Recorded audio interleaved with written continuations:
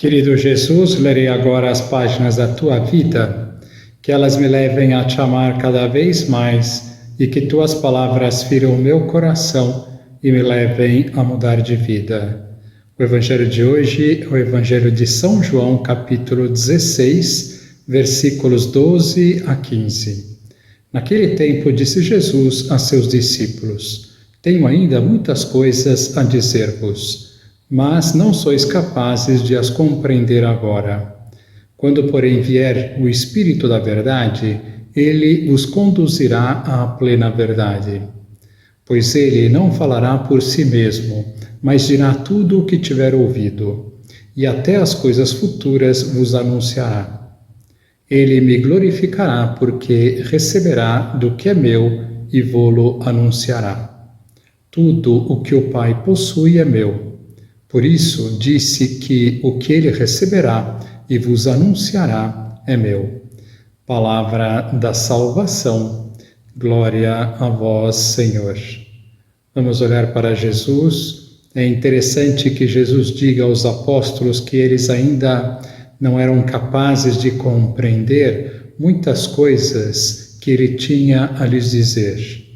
E que isto seria feito pelo Espírito Santo, que Jesus chama muitas vezes de Espírito da Verdade. O Espírito Santo lhes conduzirá à plena verdade. O Espírito Santo continua atuando na Igreja para conhecermos a verdade e de maneira cada vez mais perfeita. Que alegria deve sentir o Espírito Santo por ser fiel à verdade e assim nos ajudar a conhecermos a verdade que salva, que liberta.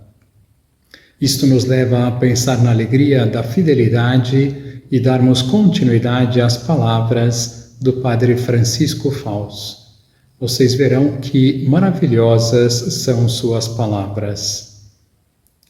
Naturalmente, para poder saborear a alegria da fidelidade, é preciso ter um ideal, um sentido para a vida, superior ao ceder aos desejos momentâneos. Um ideal que nos dê a força de enfrentar, de lutar, de superar, que não nos deixe limitados a reagir, reclamar e fugir.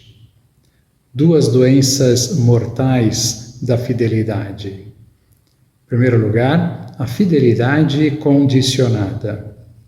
É a da pessoa que, nos seus compromissos vitais, os que definem o sentido da vida, não sabe dizer um sim pleno, como o faça-se de Nossa Senhora. Essas pessoas têm o sim poluído pelo se, pelo condicional. Serei fiel se não ficar difícil continuar, se não for chato, se não me cansar de viver com a mesma pessoa ou de fazer as mesmas coisas. A incapacidade de decidir-se a assumir compromissos com fé e fortaleza explica a inconsistência de muitas vidas atuais. Para os egoístas, para os que não querem saber da grandeza do amor, a palavra assumir é substituída pela palavra experimentar. Vou experimentar, vou ver se gosto, vou ver se não me canso, vou ver se dá. Se não der, largo tudo. No livro O Senhor dos Anéis, Tolkien coloca na boca de um dos personagens uma frase que deveríamos meditar. Desleal é aquele que se despede quando o caminho escurece. Quando escurece, quando as coisas se tornam difíceis, ou as circunstâncias ou as pessoas nos desnorteiam, em suma, quando surge uma crise, é então a hora em que Deus nos dá a oportunidade e a graça de superar aquilo e de superar-nos a nós mesmos. Toda crise pode ser uma crise de crescimento, como a da adolescência, ou uma crise terminal, como a do paciente desenganado. O mal consiste em que quase todos encaram como terminais crises que, aos olhos de Deus, deveriam ser de crescimento. Deveriam ser uma fase decisiva da vida, em que aprendemos a despojar-nos da imaturidade, de egoísmos banais, de frivolidade, e vamos trocando esse entulho por virtudes que não tínhamos e agora podemos adquirir. Desprendimento, humildade, fortaleza, prudência, doação. As crises são porta aberta para um amor maior, temperado na dor. Quem não tentou fazer isso não conhece a felicidade de ser fiel. São Paulo a experimentou de tal modo que, estando preso e a ponto de ser martirizado, escreveu na cadeia o que eu chamaria o epitáfio feliz de uma vida realizada. Chegou o tempo da minha partida. Combati o bom combate, terminei a corrida, fui fiel.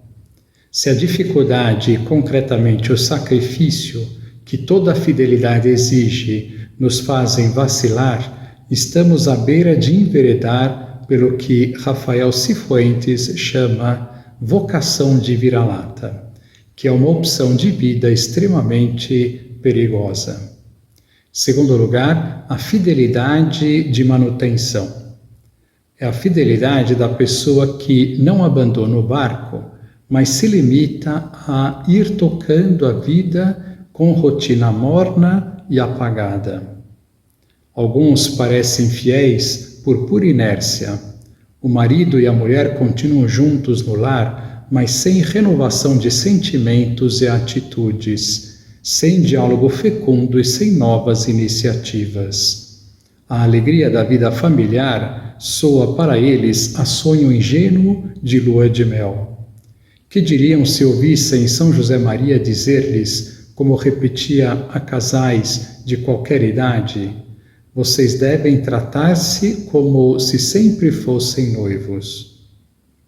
Não esqueça, dizia-lhes, que o segredo da felicidade conjugal está no cotidiano, não em sonhos. Está em encontrar a alegria escondida de chegarem ao lar, no relacionamento afetuoso com os filhos, no trabalho de todos os dias, em que toda a família colabora, no bom humor perante as dificuldades que é preciso enfrentar com espírito esportivo.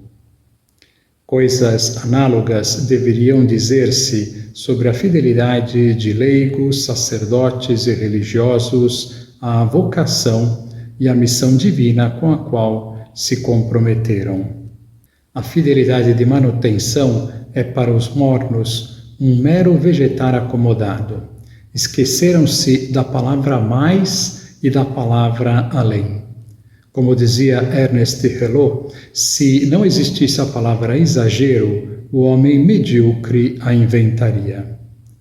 Como evitar essas duas doenças? Entre outras coisas, vendo se conseguimos dar uma resposta positiva com a cabeça, o coração e as ações às seguintes perguntas: eu tenho metas ou vou só no embalo? Ou seja, proponho-me frequentemente modos concretos, claros e definidos de dar mais, de alegrar mais os outros, de ajudar mais, quebrando assim a rotina? Trato com Deus desse desejo de superação, medito, rezo, leio livros de espiritualidade, procuro conselhos e experiências para sair do meu trilho monótono e renovar meus compromissos. Se me pedissem que escrevesse num papel os desafios de superação que atualmente me proponho para dar um salto de qualidade ou para superar uma crise, deixaria a folha em branco? Quantas linhas poderia preencher? Quero terminar este capítulo pedindo-lhe que medite as palavras que Cristo utiliza para abrir a porta do céu a uma alma que foi fiel até a morte. Muito bem, servo bom e fiel, já que foste fiel no pouco, eu te confiarei o muito. Entra na alegria do teu Senhor. Que lição nós podemos tirar destas belíssimas palavras? Será que minha fidelidade é condicionada? Será que é de manutenção? Que as palavras do Padre Francisco sejam um empurrão para sermos mais fiéis e, consequentemente, mais felizes.